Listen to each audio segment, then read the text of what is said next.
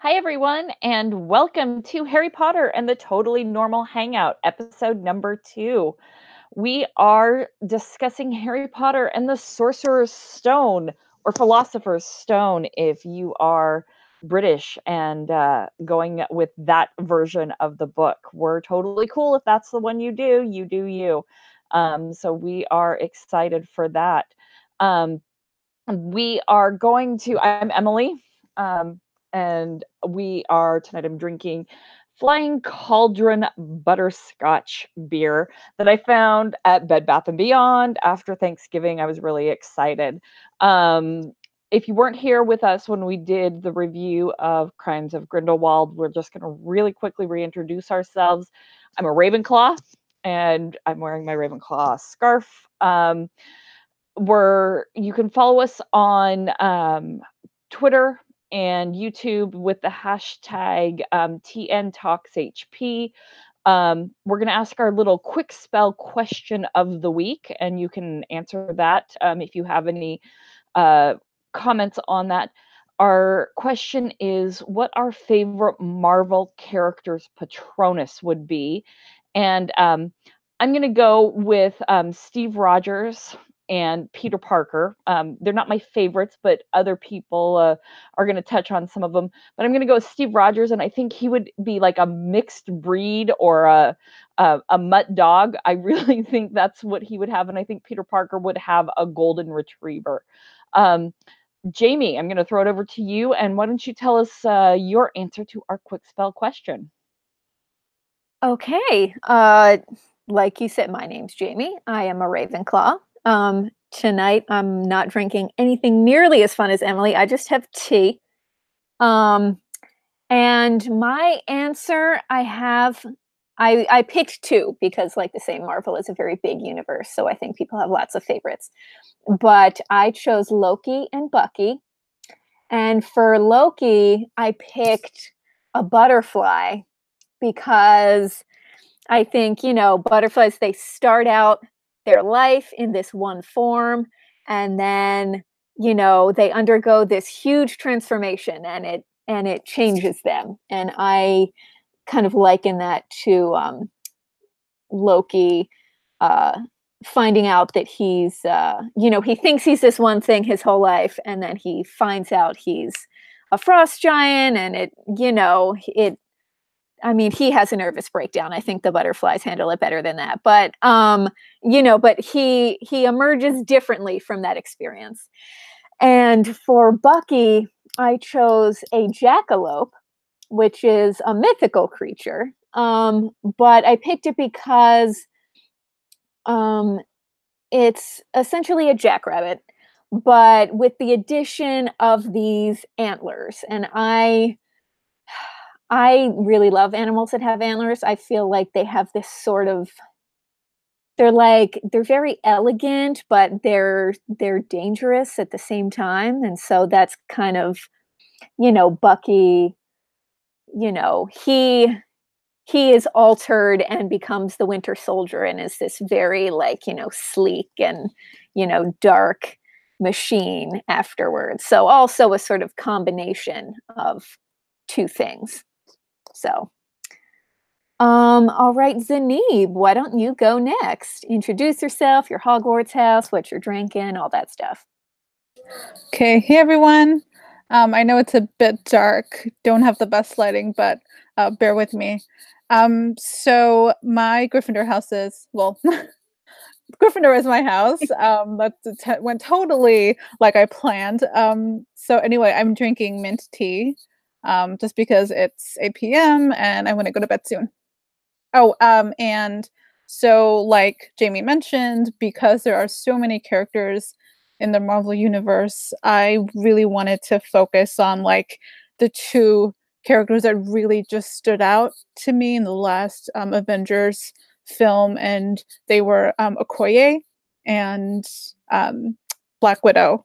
I think that I fell in love, if that's possible, even more with Okoye and Black Widow. I think they are so amazing, badass, incredible fighters, incredible people. But anyway, I stopped gushing.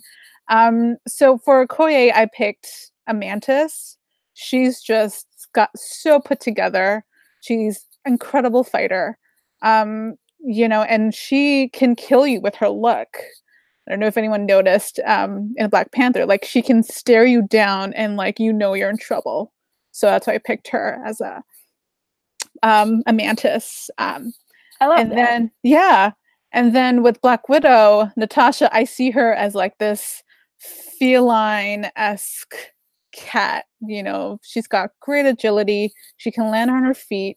She is great at reading people. So, for those who own cats, you know what I'm talking about. They're great at judging people. And yeah, that's why I picked them. I love that praying mantis one. I'm Lorena. Hey, I'm the final one, so obviously I'm up. I am Slytherin, so we have more houses represented this week. It's exciting. I'm drinking water with a little bit of lemon in it, so I'm probably the least exciting drink of the group, but water is the nectar of life. So, and then I picked 3 because I couldn't not pick Loki, but I had 2 others that I find more exciting just because I feel like I've lived with Loki for so long. But I thought Loki would be a wolf. His Patronus would be a wolf like his son Fenrir. And then I had picked Shuri, who I think definitely would be a Black Panther. And Valkyrie, who I thought would either be a Pegasus or an Abraxan. So, yeah, those are mine. I like that we both pick Loki, but that we have different answers. That's nice. I love it. Can you guys tell me your Patronuses? We actually have 2 viewers. I've got a Rachel, who is a dolphin, and I've got Margaret, who is a squirrel, who are watching on YouTube. I am a Saint Bernard. So do you guys know what your Patronuses are according to Pottermore? Mine was, I believe, a West Highland Terrier.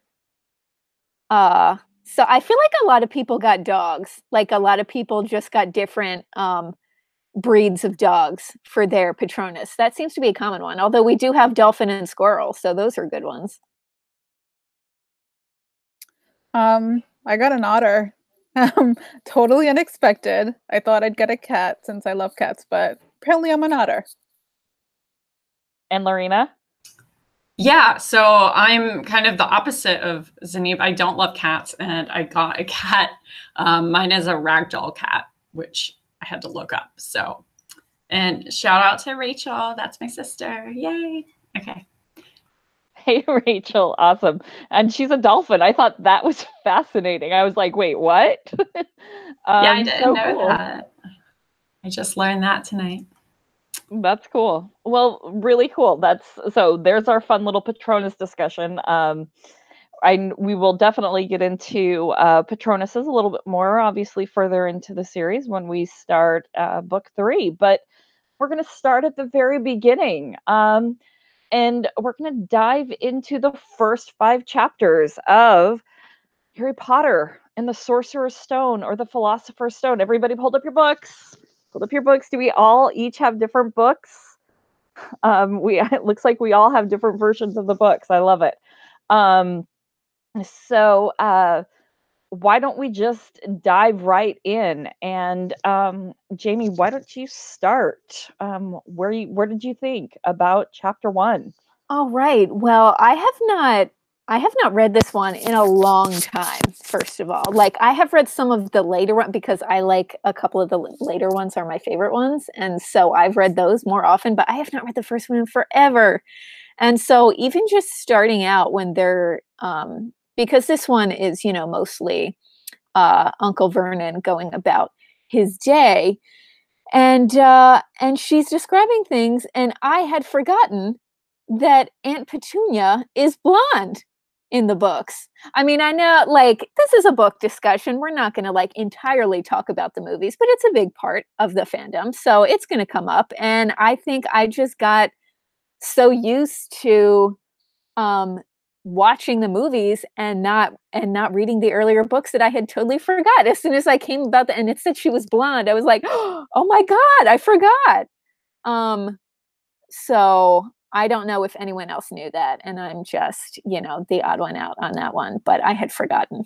I had completely forgotten. And really quickly, I'm outing myself. I'm the old one in the bunch. I read these first as an adult, and I was 22, 23 years old when I first read these. So I was not a child when I read them. So like 9, 10, 11, 12, 13. I was not anywhere in those ages, which is how old I'm guessing the rest of you were.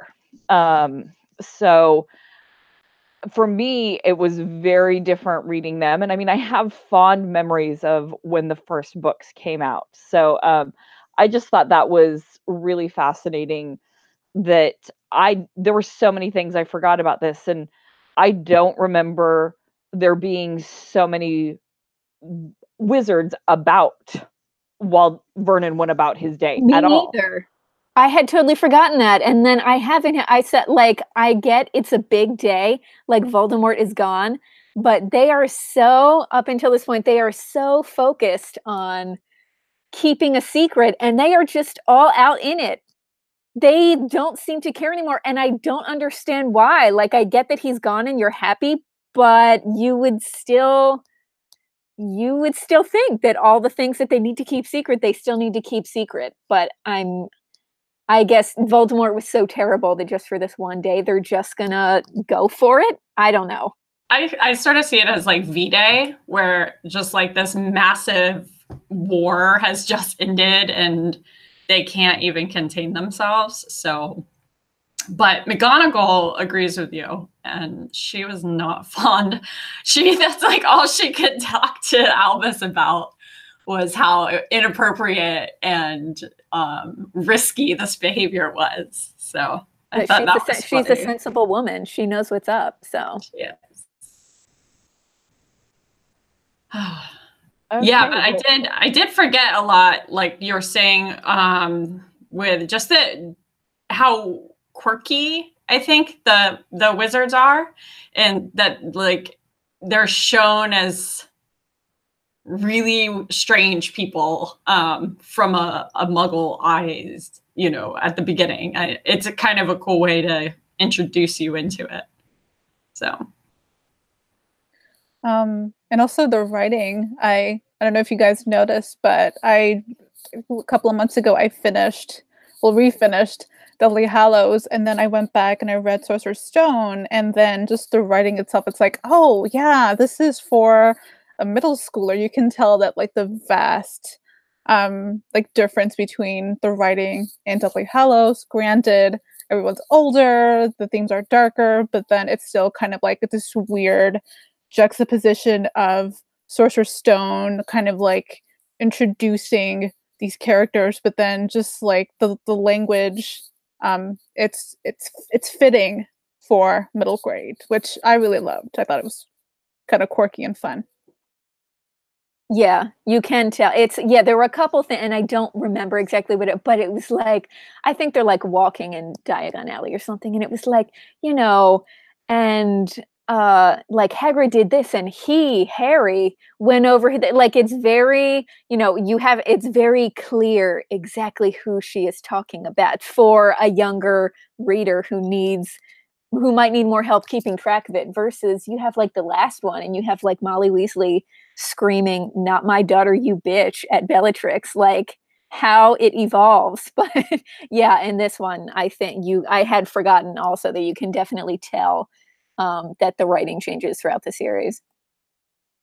But so I'm going to go there. It might have been written for a middle grader, but it had some pretty dark themes, because I'm going to bring up the abuse, which is what was there. And just lightly touching on the subject, I just helped get my nephews removed from a very abusive situation with their mother and stepfather.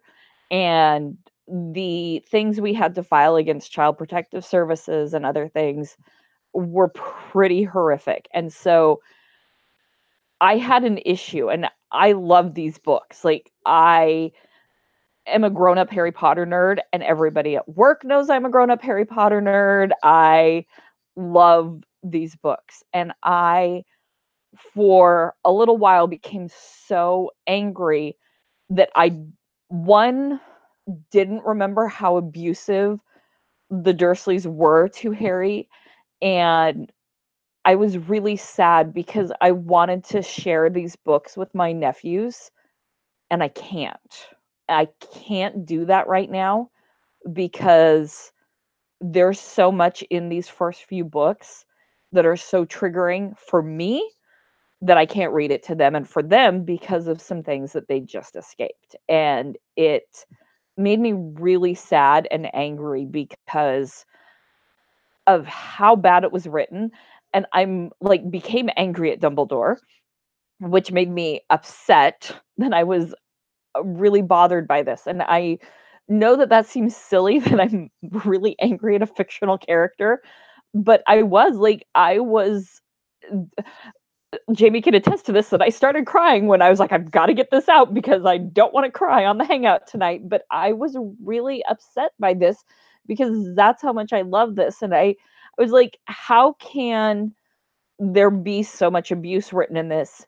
And it's, written for middle graders. It's these childhood books that we love so much. And how did I not recognize it when I was 23 years old? So, what do you guys have thoughts on the child abuse?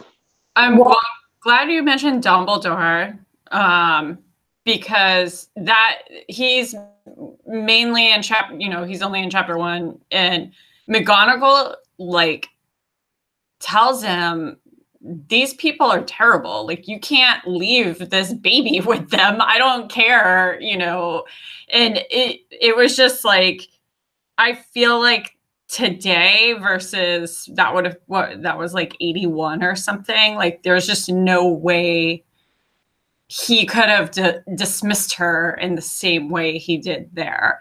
And so, yeah, I was annoyed, especially knowing all we know about Dumbledore's past, and just how could you be so neglectful at that moment? Find someone else, take them yourself, find a temporary solution until you can find a permanent solution.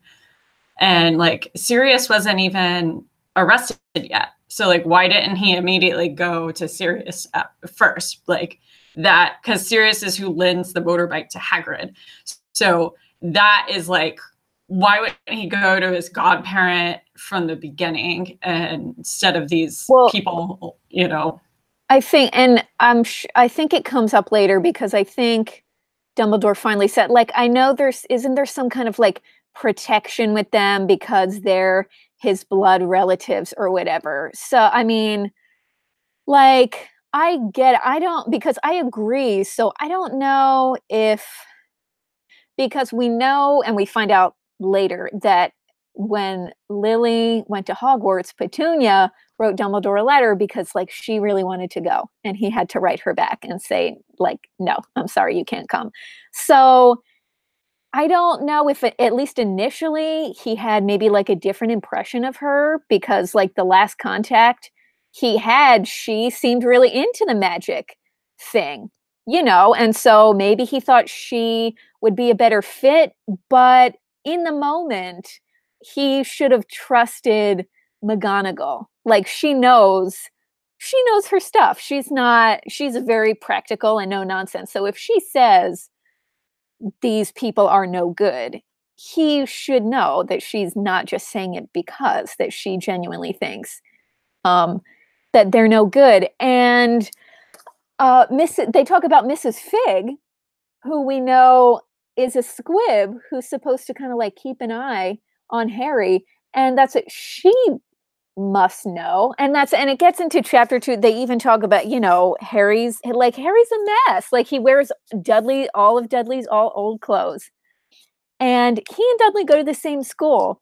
So this faculty at the school are seeing Dudley, who obviously is dressed perfectly fine, and a kid who's living in the same house who is a disaster. Why? And I because Emily, you said you were an adult when you read these. Like, I was a kid, I was younger. And even then, I remember I said, like, why didn't anybody do anything? I Like, said that too. Yeah. I read it when I was, I think, 11, and my sister, hey, was the one who like forced it on me. And I remember being like really legitimately angry at the Dursleys, and no one for doing anything when I was first reading it. Like, it was hard to get past the first chapters for me, just for that reason. So it hasn't lessened any in time. I got a copy of the first book and started to read it and could not really get into it. And it was not until I saw the movie and was like, oh, like there's more than that. It goes on, there's magic stuff. And I saw the movie and then went back and read the books. But because the first time I tried to read it, these first couple chapters, like I was not feeling it. Like, it was just, I don't know if it was too sad or I was too, like, you know, indignant that no one was doing anything or what. But yeah, it's he starts to kind of fight back in the later books, so I don't know if I didn't remember as well, but reading the earlier ones, it was definitely, I was like, oh yeah, this is terrible. Yeah. Oh, Zinni, what did you you had some interesting thoughts about Dumbledore just leaving the baby. What did you have to say about that?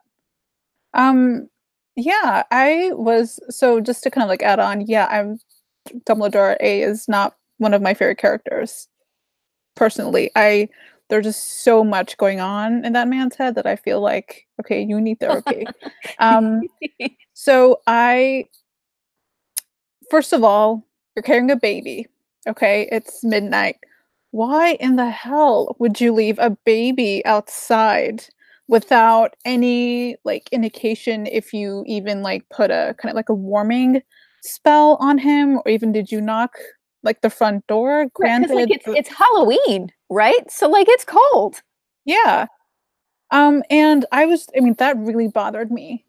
And then, you know, you have Hagrid and then of course McGonagall. It's like what happened? I felt like there was something missing, and it's, you know, did the baby end up sitting there the entire night until like Mrs. Dursley opened the door? Yeah, I think next it says in the morning. next one that like she screamed because she went out to put the milk bottles out, which the milk bottles, how long did they use milk bottle service in England? They still do. Do they really?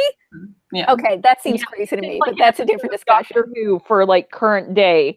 Okay. So. We're not even going to touch on that. That's madness. But my actual friend does that. So but it's happening now. Yeah. So he sits out there all night. Like, I don't know what the wildlife situation is in England, but like, I hope there was like some kind of protective charm on him, because like in the Northeast United States here, like a possum would be rooting around in there for sure. Like, it seems very unwise. His parents just got murdered. He's this poor vulnerable thing, and you're gonna leave him on the doorstep? Like, surely they knew he was. Petunia knows that her sister, that they were magical anyway. So just like apparate inside and put him in there and leave the letter there. Like, you have nothing to lose by doing that. It's nuts. Can we talk about the letter? What do you think was in the letter? Because we know further down the line that it says, remember my last. What do you think was in the letter? Well, I think they kind of tell you,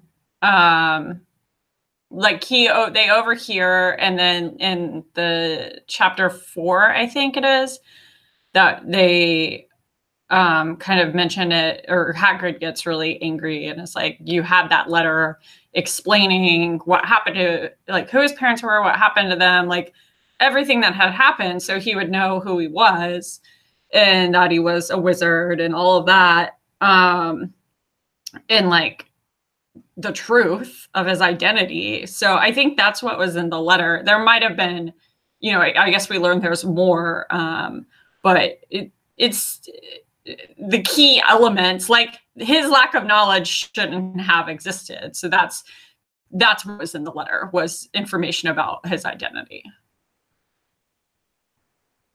Okay. Well, do you think we've exhausted chapter 1 enough to go on to chapter 2, where we really discuss further One more more? thing. What? I want to just say that I loved that McGonagall's markings were the squares around her eyes, which is not the cat they use in the movie. Obviously, that would be impossible. But I just thought that was really clever and just like a cute little moment that I completely forgotten about. So Yes. Yeah, I forgot about that too. I'm not a cat person. What is it? Is a tabby cat the orange cat? What's a tabby cat? Because Honestly, I didn't know. I don't know. I don't know enough about cats to know either. Okay. I think tabby. Sorry. I think tabby cats have like they're kind of brownish with brown stripes. Okay, so they did use the right type of cat in the movie. Is what I was wondering. Did they use the right type of cat in the movie? That's I don't all. remember. I think so. Okay. I think so. Because But if we move on, but stay on animals, because in chapter 2, it's Dudley's birthday and he's a dick with about all the presents, like all that stuff. You know, he wants 37, or last year he had 37, whatever. I don't know. He's an a-hole. But so they go to the zoo, and so we have the thing with the snake and the vanishing glass. And my question reading this was, and I don't know if I can find it in here to get the exact wording, but Harry says he looks at the snake and the snake winks at him. So, and then he sort of starts talking to it. So my thing was, the snake obviously recognized something in Harry that let it know that Harry could understand it. And so we know that he's a Parselmouth. So I'm wondering what exactly it is about a person that snakes can sense that lets them know that someone is a Parselmouth. interesting, because I did notice that, and I, I do think that maybe I don't have any good answers, but I did notice. I was like, oh, the snake reacted first, and I liked that. So Right, yeah. I liked that. As opposed to in the film where you see Harry talking to the snake, which I don't know. Right, yeah. yeah, and he's talking in English in the film too, which then later doesn't happen. You know, it's in parcel tongue. So that's interesting. I mean, I am looking at the pages right now, and he doesn't. Him and the snake don't actually talk until, like the snake doesn't talk until the very end. So it's kind of just like body language. The snake's pointing at signs and shaking its head or whatever, giving him a look, you know, because it's easy to interpret a boa constrictor's look, I think, to be like very complex. I get that all the time, you know. No. Right. Yeah. Like do they even have eyelids? Like, I don't think they do. no. No. Like staring eyes. Harry is really reading a lot into this thing. Or Yeah. because we know that being a Parselmouth is like that's not, parcel tongue isn't like a language that people can learn. It doesn't seem like it's something that people acquire. Like they have it. It's something that's passed down. So there has to be something somewhere that the snake, you know, either that the person gives off, or that, you know, that the snake can tell that, oh, this is someone who can understand me. And I don't know what that might be, but I thought it was interesting. Yeah, I agree. And yeah, I definitely agree with that. I know in Chamber of Secrets, they get more into parcel tongue, obviously. And there's it kind of talks about how Harry learns how it works. And I think it does. It kind of is about the snake. Like he has to imagine the snake being alive in order to activate it. So maybe it is something to do with like that alive snakeness interacting, you know, interpreting. Yeah, when we get to that one, we'll have to see. Oh, that's you were Zinni. What were you gonna say? Oh no, I was just gonna add. I thought maybe the snake. Well, when I reread chapter 2, I thought maybe the snake could kind of sense the Horcrux, but then I thought maybe I'm reading too much into it because it's if Salazar Slytherin spoke partial tongue, and then Voldemort did, and then with the Horcruxes, I thought, well, then again, yeah, I don't see why not. I think that's totally plausible. Like if that's a part of him, it definitely could have sensed it. I like that. We're gonna go with that one. That's at least until we reach Chamber of Secrets, I think. And if it says otherwise, I think that's what we're gonna go with for the time being. So I'm just gonna throw a Tumblr conspiracy-ish theory out there because love giving Tumblr a tiny little bit of love until it maybe disappears forever. Just talking a little bit about how spoiled Dudley was. And this was just something I found.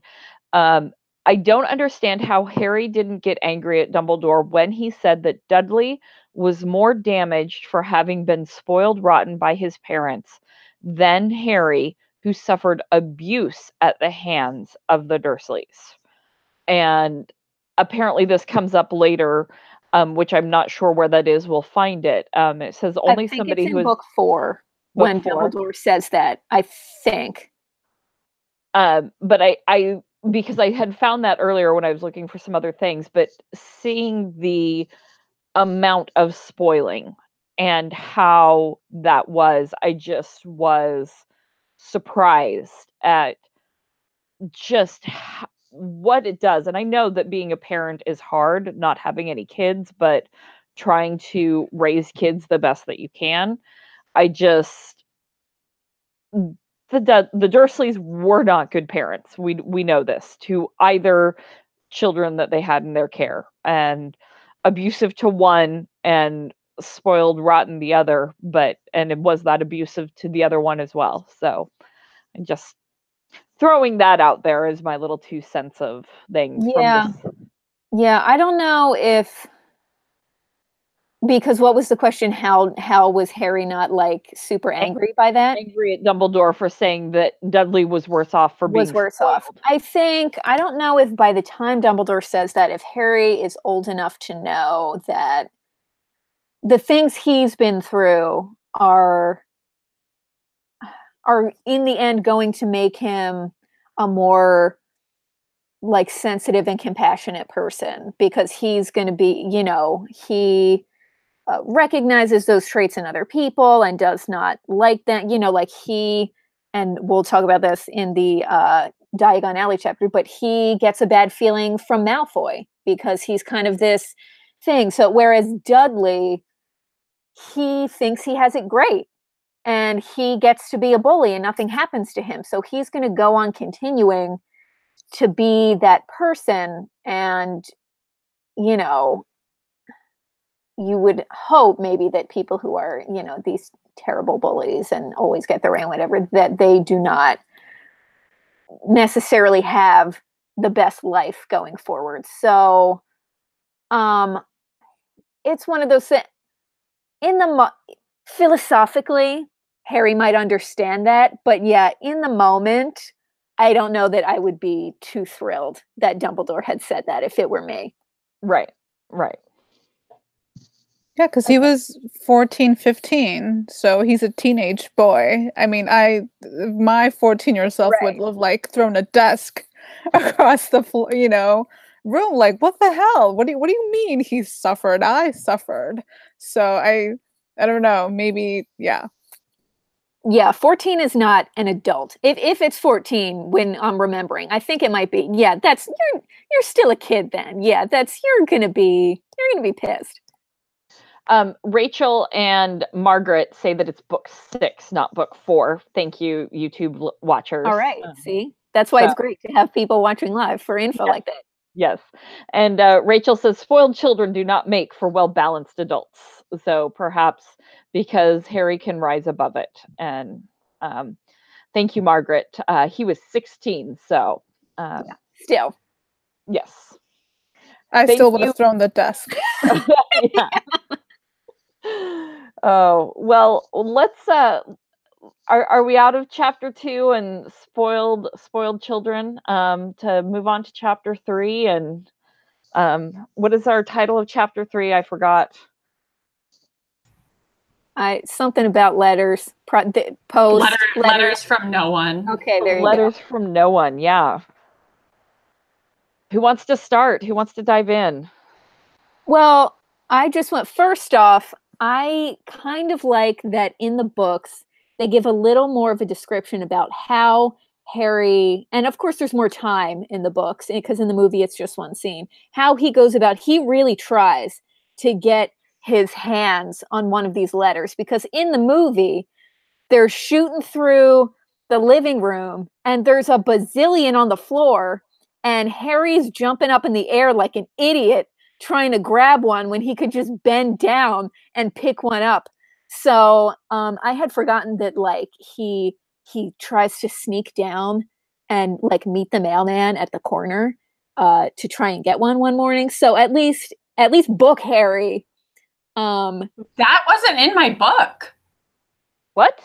That scene, what you just said, was not in my book. That he tries to trip over. He trips over Uncle Vernon. Not at the corner. Well, no. So Harry like goes into he sneaks down in the morning. Yeah. Oh, okay, that was in my book. I thought he like literally went out. No, that was his plan. That was his plan. He was going to sneak out of his room and go meet the mailman on the corner, but he opens his door and like trips over Uncle Vernon, who has like camped out in the sleeping bag outside of his door. Psycho. I think my book is different. That's so interesting. We're going to have to compare. I'll pull out the British book. I have it. Yeah, I have Philosophers. I have the British book. I'm going to look in here too. Keep talking. That's so weird though. Yeah. So I mean, he does step on him. Right. On his purple face. Yes. Like on something smushy. Right. Yes. Yeah, that's the part. Okay. But he's outside like the front door of the house. Like, I thought where the mail slot would be. Is he? Or I thought he was outside Harry's bedroom door. Not in my version. Okay. But maybe your version's in your head, Jamie. I'm not. I'm going to look this up. But anyway. So in terms of, obviously somehow Hogwarts knows that he is not getting these letters. How did it get to the point where it has been days and days and days and days, and they go to this little, like, you know, barely propped up shack on the middle of some rock? Like, after like the second day, especially with McGonagall's, because the letter is signed by her. So especially with her suspicions about how terrible the Dursleys are, like I would have just gone to the house myself. Like it gets out of hand by the time they send Hagrid. I don't know. I agree. And I love that Vernon is just like getting so incrementally insane as it's going, and he'll like drive for an hour one way and then turn around and like to like keep them off the scent. I found it. I found the section in my book. I'm gonna read what I have. This is the hardcover US version. Okay. The repaired alarm clock. Yes, the repaired alarm clock rang at 6 o'clock the next morning. Harry turned it off quickly and dressed silently. He mustn't wake the Dursleys. He stole downstairs without turning any of the... Okay, so Uncle Vernon is in front of the front door. Okay, yes, he is on... Page 33, Lorena, maybe in yours. Because I'm reading from Philosopher's Stone. Okay, yes. So he's not outside his bedroom door. He is outside the front door of their house. Okay. Still, I had forgotten about that part. Postman on the corner of Privet Drive and get the letters for number 4 first. His heart hammered as he crept across the dark hall towards the front door. Arg! Harry leapt into the air. He'd trodden on something big and squashy on the doormat. Something alive. Lights clicked on upstairs, and to his horror, Harry realized the big and squashy something had been his uncle's face. Uncle Vernon had been lying at the foot of the front door in a sleeping bag, clearly making sure that Harry didn't do exactly what he'd been trying to do. Okay, yes. Okay. So yeah, I think I just missed that he was planning to go to the corner, and that's what threw me. Okay. But I love it. We're all like, which book? We will do our research. Well, I assume why wouldn't he just wait outside of Harry's bedroom door? What are you sleeping downstairs on like your foyer for? That's to get the letter. I know, but like if his concern is that Harry is going to sneak out, catch him when he comes out of his own room. What are you waiting all the way downstairs for?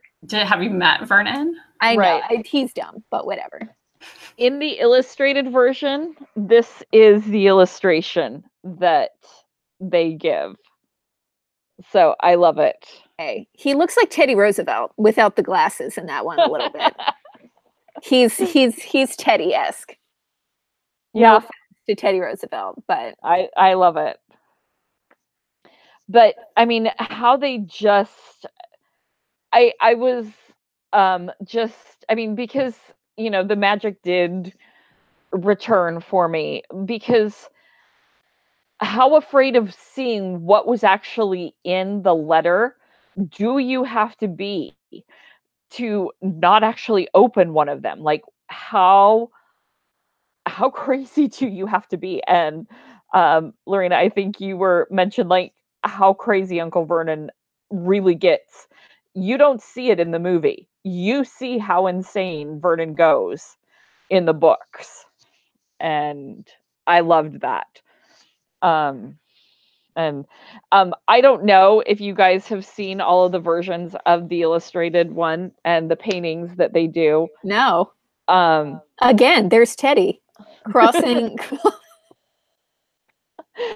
on his way to what, Scimitar Hill or whatever, San Juan Hill, whatever. Yeah, and like talk about like moving your entire family to an isolated island. I think when I was reading at that point, it kind of hit me that we go from this hometown suburb area to this like almost Gothic-esque dark stormy night setting, and it kind of like I realized now we're like moving officially, kind of like transversing into the wizarding world. In a sense, this is like the gateway where like Hagrid comes in, and Harry's entire life in a sense does change. So yes, that's so true. I love that imagery. I didn't even consider that. I love that, Zanib. When I saw the chapter name for chapter 4, I was like, what? The Keeper of the Keys? Did any of you remember that? I feel like I did not really get what that was supposed to mean at first. Yeah, Me because either. like I don't know, like that's a lot. It must be a lot of key. Like that doesn't really seem like a job title to me. I guess at 11, like how the most keys I had ever seen anyone have were like 2. Like how does someone have to keep the keys? Like they go on a key ring, they go in your pocket or a thing. So yeah, I don't think I was really, I certainly had not heard of someone who kept keys for a place before. So I did not really get what that meant at the time. No, not at all. So let's go into the Keeper of the Keys and what did we think when we arrived? They get their provisions, and obviously Uncle Vernon is the best at emergency preparedness because they had a bag of chips each, and I can't remember what the other things like a were. Banana or a banana. something. Right, like all the food groups that's the thing. How long did he really think they were gonna stay? It was just, he was so unhinged and nuts that he did not think any of this through.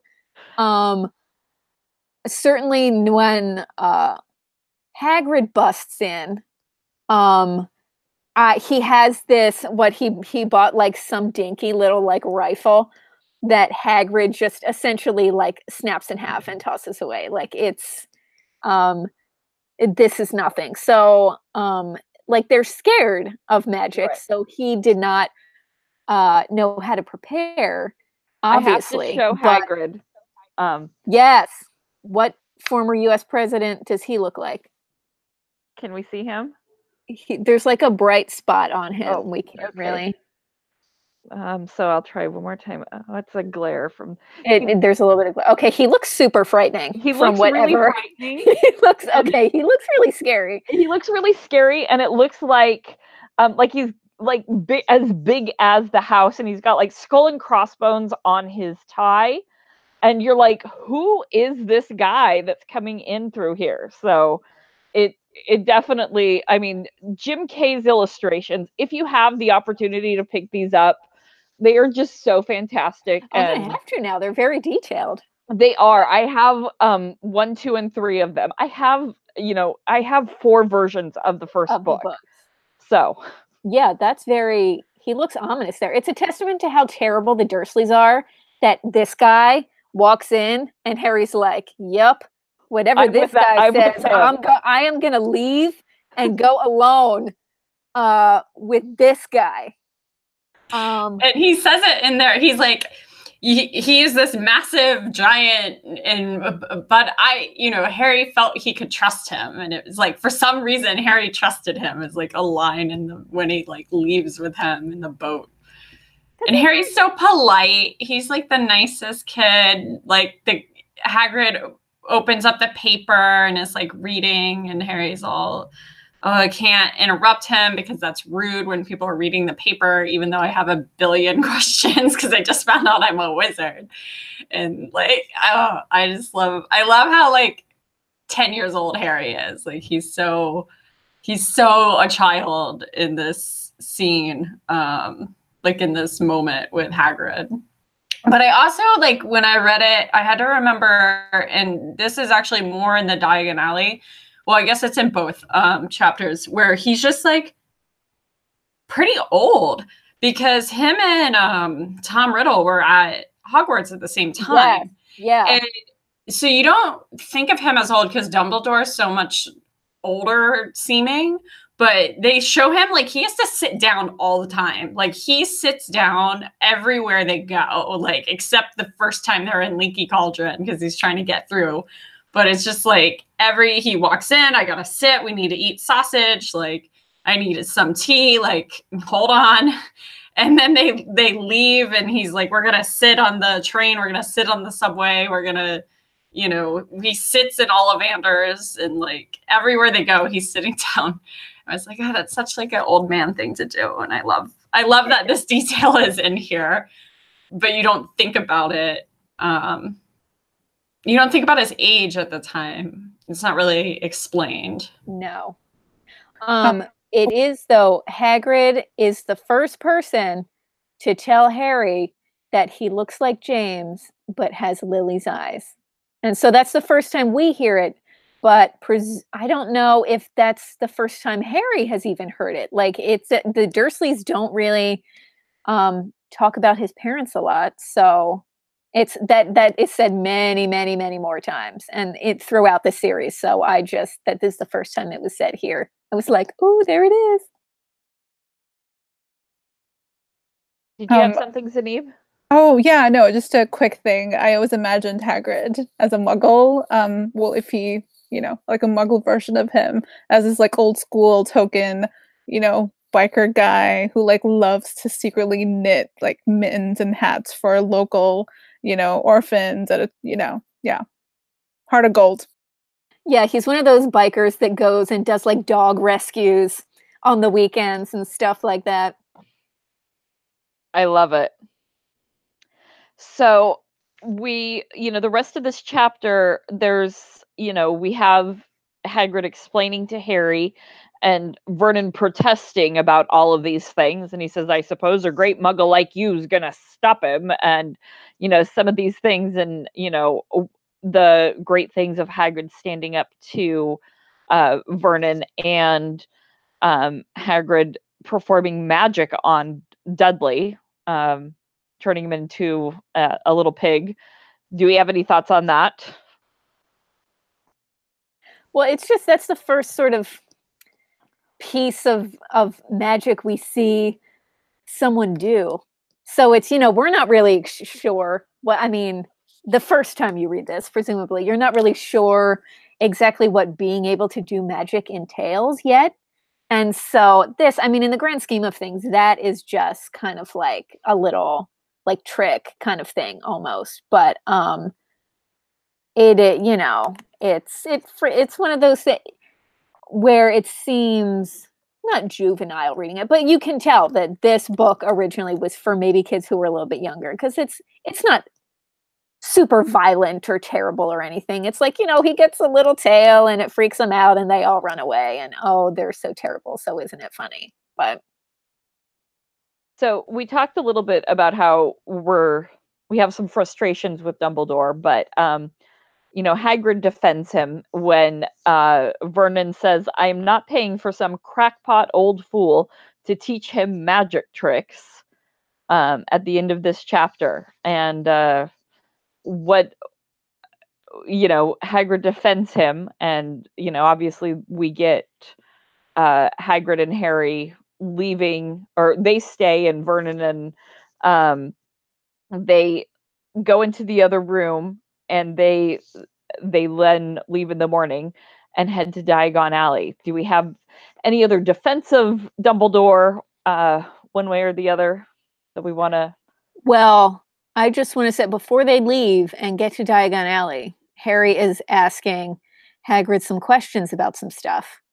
And Voldemort comes up, and what happened to his parents, blah, blah, blah. And Voldemort must be gone now. He must be dead. And Hagrid says, don't know if he had enough human left in him to die, which, as we know, is exactly the case. I don't know that Hagrid meant that quite as literally as it ended up being, that Voldemort literally, is not whole because he, split his soul so many times. But I just, thought we know there's like this grand plan for this entire series. And I just like the moments where you can tell, even in the very early ones, planting the little seeds that are going to come up later. Yeah, I liked that. And there's another one where he asked why he was expelled. And he basically just ignores the question and is like, well, we better get going. This stuff's not going to by itself. Or, he doesn't say that, but he just totally ignores it. And then we later find out, why. And it's like this hugely involved story. And yeah, he's not going to want to get into that. It's like, no. Well, you're about to go to the school, but fun fact, a girl died there. They thought it was my fault. You're not, he's not going to get into that here when Harry is just starting to warm up to him. No. When we get to Chamber of Secrets, I totally want to dive into Hagrid being expelled and why they haven't reinstated him and let him finish his schooling and reinstated him or given him a wand back, because that is one atrocity that I am mad about forever. So I just have to say that right now and say we're going to revisit that during Chamber of Secrets. Because that's a good point. Yeah. Well, I think we can visit it for a second, because when he's in Ollivanders, and this is jumping to chapter 5, Ollivander is like, oh, but I suppose they broke that wand. And he's like very sad about this. And then Hagrid's like, yeah, and he's like, but I kept the pieces. Don't you worry. Your fine craft work has been kept at least in pieces. And then he's like, but you're not using it. And Hagrid's like, clearly not. Like, my umbrella is clearly not my old wand. Why can't he just get a new wand? Like, that's what I'm wondering. And it's not, I don't think it's ever explained. And I feel like Ron goes and gets a new wand after his break. So, like, do you have to, if you're expelled, then suddenly you're not allowed to, like, is there a regulation on how you can get a wand and how many wands you can own? Like, what is that? I know pens or swords or. Well, like, I thought it was because if you didn't finish, you're not allowed to do magic. So I don't think he wasn't allowed to have one. But he's not underage. Yeah, but he didn't finish school. It's what if he never went to school? What if you weren't invited? But it's like, I think it's like you can't drive a car if you don't take your driver's test. You know what I mean? I think it's like he got expelled from school. He didn't take the OWLs and all the tests. So he is not allowed to do magic. But Fred and George don't finish. They leave early and they're not allowed to do magic. Yeah, that's true. They have wands. Plot hole. And there are wizards who've done, like, I bet worse. Like, we had Lucius Malfoy. Or, oh gosh, I'm, like, butchering his name. Karkaroff, the Durmstrang's headmaster. He was a huge follower of Voldemort. And then he was even, I think, brought in front of the wizarding court. And, he was, like, chained and stuff. So it kind of, I don't know, it's a bit weird because Hagrid's, like, again, I see him as this big cuddly teddy bear. So it's like, why can't he have that, right back to at least use his wand or even go back to school or, something that can happen for him to kind of like redeem himself as a magic wielder. Yeah, I'm wondering. ED. Oh, I'm wondering if it's because he's half giant, actually, and they're not considered beings; they're considered beast. But he was in school. I think it's Dumbledore let him. But I think his wand didn't get snapped in half until he got expelled. I think the thing was, okay, you got expelled, you can't do it. But now that we're talking about it, the people like Karkaroff and everyone who have done all of these terrible things, why do they get their wands back? And this thing that happened when, Hagrid was a kid and he got expelled for it, why is he not allowed to try and make up his education and take testing or whatever so he can get it back. He should be able to. Justice for Hagrid, but justice for Hagrid. # justice for Hagrid. Rachel says, I always assumed it was like you weren't allowed to use magic if you were expelled. So Rachel's sort of on board with that theory, but which I get, but Hagrid. At the same time, you get expelled so you can never do magic again. But like Zanib's saying, people are on trial for like essentially war crimes and they get to have theirs back. Like that doesn't seem fair. Right. Let's talk about Diagon Alley, where we get our wand. So let's go in. I mean, we walk through the brick wall and we get in there and they go to the leaky cauldron first. There you go. Harry meets Professor Quirrell and inadvertently comes in contact with Voldemort for the first time because he is attached to the back of Quirrell's head. However, as you do. I did notice that they shake hands in the scene. And so he does touch him. They touch each other in this scene. Oh, I did not pick up on that. That's because because that's not in the film. He won't touch him, but in the book. So I'm wondering if, like, when we get further along, it'll be explained slightly differently than what. Because I think in the movie, maybe it's like they didn't have time to explain it well, whereas we'll have more space in the book. I'm interested to see how they handle that later on. So, but that was the main thing I noticed in that, like, that one woman would not stop shaking his hand. That's so weird. Like, what was she doing? I would be like, get me out of this wizarding world. I don't like too many weird people shaking my hand. Like, what are we doing? There is some discussion that the reason Dumbledore put Harry with the Dursleys is so he would grow up away from all of this celebrity, because he needed to have a normal childhood, and not be famous, because there's no way he could escape any of that. And I mean, we know what happened to child stars of the 80s in our world, and it did not end well for many of them. So maybe he was trying to protect that. I don't know. I mean, that was probably the intention, but it was kind of a half-assed job. Like, were people not checking in on his status? Were people not, like, I get initially maybe he puts them there because he thinks that's the best way to go, but it should have become clear that that is not the way it was going, and that, famous or not, at some point he might have been better off with other people. But Right. So who has been to the Harry Potter parks?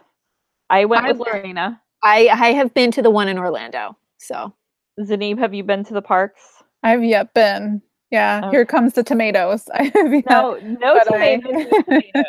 I am dying to go, but I did mean to go a few years back, but then I got really, really sick. But a friend did bring back a wand for me, which was really, really nice of her. So yeah, I want to go, but yeah, hopefully soon. it's fun. It is fun, and I feel it's definitely magical.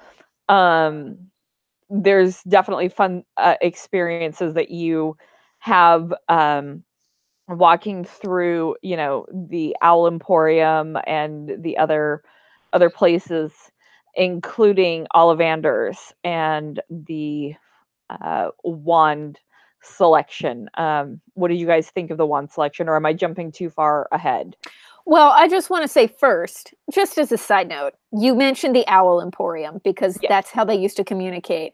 I get it when they're walking around Muggle London and he's like, I don't know how they get by without magic. But, like, throwback to last night when you sent a bird out into a storm to send Dumbledore a letter because you could not call him on the phone. Like, I know this is like, this is early 90s, like, everyone didn't have a cell phone, but just theoretically, Muggles have come up with some pretty good stuff. Like, we've been to the moon, man. Have you apparated to the moon, Dumbledore? I don't think so. Like, we get by. There are some really cool things they can do every day on a practical level, but I'm just saying. I love it, Jamie. Indignant for a couple minutes there. Well, now I'm kind of wondering, I mean, because I know Hogwarts, like, you can't use anything electronic because of, like, the magic. It kind of, like, messes with the tech stuff, but at the same time, what if a wizard does use a cell phone? I mean, would his or her magic kind of, I don't know, cause a weird glitch within a cell phone because, like, there's this weird static? It might, but I'm just saying, if that's the case, maybe don't be quite so high and mighty about all these amazing things that the magical folk can do while we're like these, knuckle dragging Neanderthals. Like, we figured a couple things out, you guys. There's a Tumblr that I follow that I find hysterical, and it's called Hogwarts Wi-Fi, and it's about these two kids are like Muggle-born kids who get into Hogwarts, and now they have to update to 2018 or whatever year it was, and they've now put Wi-Fi throughout the castle and throughout Hogwarts. So and it's all the wizards having to adapt to Wi-Fi, people who've grown up in wizarding families and they don't understand it, but they need it because all of the Muggle-born kids need to be able to email their families back home, and they're like, we have to have Wi-Fi, you don't understand, and all of the things, like Wi-Fi's out in the Ravenclaw common room, and they're going crazy because it's finals, and it's really clever. So That's funny. I never thought, like, how does Hermione send letters home? She like send an owl Some in the stupid bird, middle of the presumably. night. It would be so easy if you could just call them, but no. And they write on parchment with quills. Like, get a big pen, man. It's a little much for me Such anger sometimes. from But Jamie. yes, very salty about it. But whatever. So he gets the fan owl. fiction that a friend of mine and Lorena's has written, and one of the Muggle-born kids brings a big pen, and everybody else is like, wait, what is that? And they're like, this is insane. And the girl or the guy finishes his parchment way faster, and they're like, this thing is fascinating. What is that? Yeah. Whatever. Anyway, I'm sure those moments will come up, and I will be very salty about them when they do. But anyway, they go to Ollivander's, and I did not remember that the description of Ollivander in the books makes him sound super creepy. Agreed. I was like, this is not the Ollivander from the movies, who I love, and because I love John Hurt, and I was like, oh, I don't know if I like this version of that Ollivander. So I thought that I actually have always kind of seen Ollivander as a little bristly, like, is that the right word? Yeah, like I think so. Prickly, maybe that's right. Yeah, and like in Deathly Hallows, he's definitely not a pleasant dude when they're seeing him.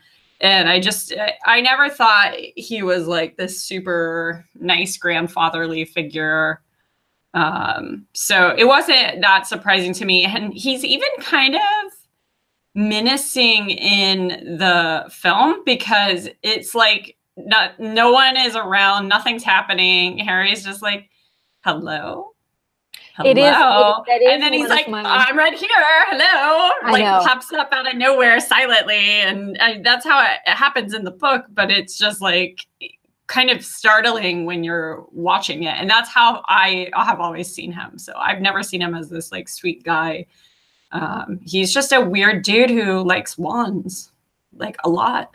Yeah, he's super weird. It is one of my favorite shots in the movies in the entire series, though. In the first one, when he's finding the wands and he goes and he pulls the wand out and he kind of looks over at Harry, but like it's really like backlit, and you can just see it's kind of dark, and you can kind of see this sort of like almost dustiness and everything, and it's kind of creepy but kind of cool. Like, I really love that shot because it does give off this sort of strange feeling. Yeah, it's almost like what Zinni was saying with the imagery on the hut. It's like an ominous tone, a gothic tone of what's to come, with this wand. It is, yeah. But I didn't remember them going through so many wands. Oh, yeah. Well, what I didn't remember was that he doesn't do anything. He's like touches it and Ollivander immediately knows it's not the right wand. I thought he had to try to do magic with it. Yeah. But what did you guys see the movie or read the book first? Like, what was your first impression when you enter Diagon Alley? Do you remember? So when I first read the book, I loved that Hagrid explains the whole kind of like monetary system it just made it like all the more real. And like, oh, magic isn't just about like waving your wand, swish and flick, and you get a designer bag or you get these amazing Gucci shoes. It's really all about like this consumerism of having things, but also having to go to an actual bank, where like it's run by these goblins and like you have to, withdraw galleons or nuts and then like, put stuff in and then like actually buy your wand and your supplies. So I was really satisfying because it made everything all the more real, rather than, hey, let me pull out a rabbit out of a hat and, Right. It's not like the gimmicky sort of magic. Like this is an entire world, which is, like someone there are still like rules and regulations. Like someone like the Weasleys who are super poor, they can't just somehow magically multiply money somehow and have this unlimited funds. So that's I saw the movie first because like I said a little bit before, I could not get into the first couple chapters of the book. So I saw the movies and yeah, Diagon Alley it's like, and even when you go to the theme park, when you walk out into Diagon Alley and you see Gringotts and everything, and like the level of detail they have there is like so amazing, where Diagon Alley is the first place where you're like, as a reader, you're wanting to be that person, like you want to be able to go, like, you want to be able to go there and like look in all these shops. And, Harry talks about like going into like Flourish and Blots, and there's just like a billion books about all of this stuff. And it feels very, I think, because we're talking about like parchment and quills and stuff, there was something about the magical world to me that always felt a little kind of like old-fashioned-y, and like you were sort of, separating a little bit from the modern world and going into this whole new place that was really like cool and fun to be. So I don't know. We didn't talk about Harry meeting Malfoy in Madame Malkin's. What did you guys think? What were your impressions of young Mr. Malfoy? Well, first, I was confused because he walks into Madame Malkin's, and both she and when he walks into the back, Malfoy are like, "Oh, are you here for Hogwarts?" Like, why the hell else would he be there? I mean, I guess like you could technically be overseas from somewhere and getting your rosary, but that seems very unlikely. Like, it seems like the assumption would be you don't all wear the same uniforms. Right. And like he walks in and is like, "Oh, hot." Like he has an English accent. Like why else do they think he's there if he is not there to get Hogwarts robes?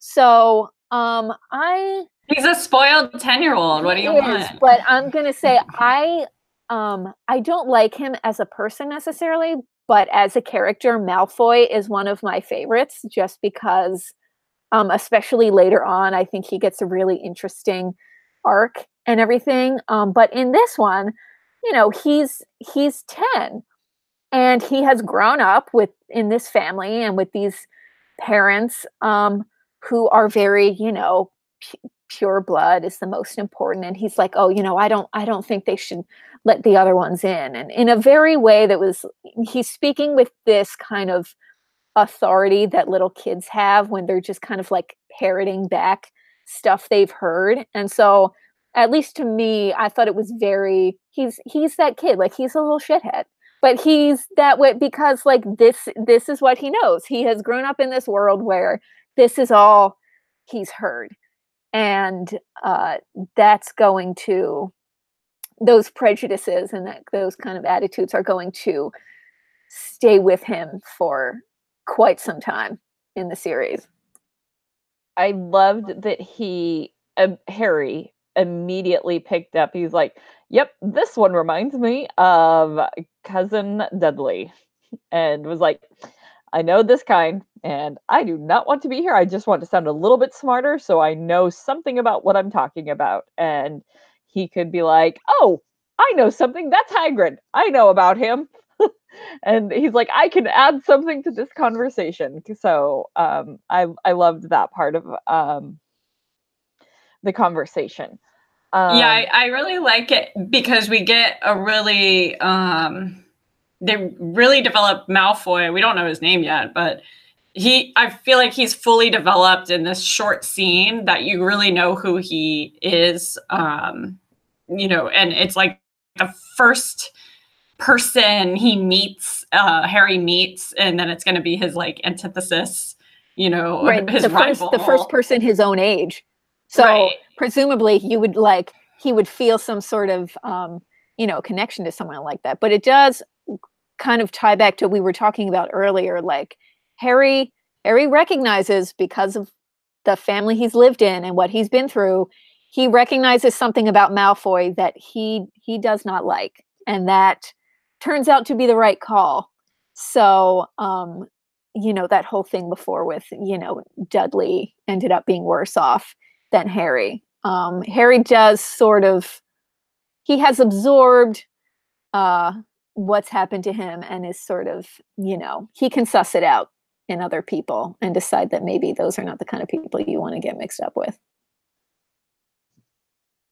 Well, is there anything else for chapters 1 through 5 that we've missed? One thing in chapter 5, this is before they go to buy all his stuff for school, but they are in Gringotts, and, you know, Hagrid is talking about, you know, the goblins and everything, and Griphook is there, and they talk. Hagrid mentions a couple of times how absolutely insane someone would have to be to try and break in to Gringotts and try and rob it. And as we know, Griphook will also be there later in book 7 when they are that insane and break in to Gringotts to try to steal something. So I think there's this thing that people say about the books, how it's very like 5 is very much the middle one, but then like 1 and 7, 2 and 6, and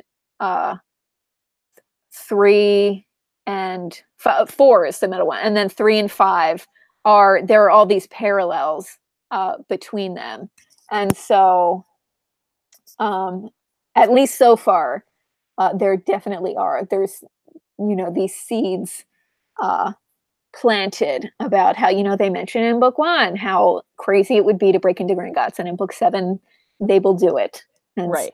So it you know, comes very full circle, which I thought was cool. The foreshadowing that is Harry Potter that J.K. Rowling gives us, it's fantastic. And I mean, we do love these books. I think we can all agree. So, I mean, we could talk all night. I think we all agree that there's so much. We've only talked about 5 chapters of the first book, and we've got so many more. We have so much that we can go into. We've got movies, we've got fan theories, we've got fan fictions, we've got you name it, we've got things to talk about. Thanks so much for joining us, everybody who's watching us on YouTube. What are our next 5? Our what next are our 5 chapters? Let's see. It's what, 6 through 10? Yeah, so it starts with the journey from platform 9 3/4 and goes through the Halloween chapter. Halloween. That's a good one. Okay. Troll in the Dungeon. Troll in the Dungeon. Yes. we should get that soundbite so we can Thought you should know. Yes, so we can play that one. And that one will be 2 weeks from tonight on December 20th. Okay. Right before Christmas. Right before Christmas. So yes. Be sure to join us back here. We were missing Laura this evening, who had a migraine, so we miss her. But the 5 of us will be back here in 2 weeks, so that gives you 2 weeks to read the next 5 chapters and immerse yourself into fun Harry Potter greatness. And thanks so much for joining us, and we'll see you in 2 weeks. Have a great night, everybody. Bye. Bye. Knox.